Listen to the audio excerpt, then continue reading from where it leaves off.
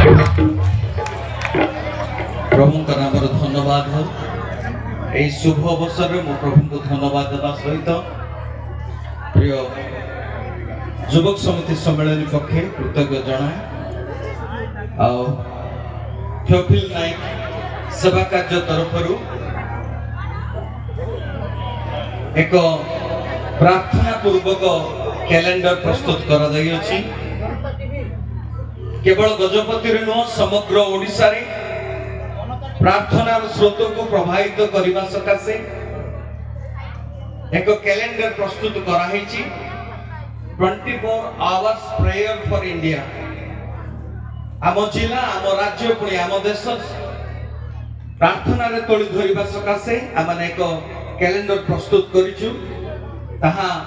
प्रत्येक मंडली अर्थात बालकगण को पुणी सम्मेलन गुड़िकर नेतृवर्ग प्रत्येक को आम गोटे गोटे हस्तांतर करुचु। ए कैलेंडर उद्देश्य होची आमान का सहित केतेक बालक बंधु माने दिन रात्रि 24 घंटा प्रार्थना करुछंती। आपण माने जेते बेले चाहिबे ए कैलेंडर रे सेमानकर फोन नंबर दिया जायछि।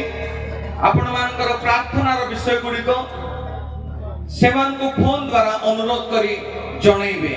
जद्वारा कि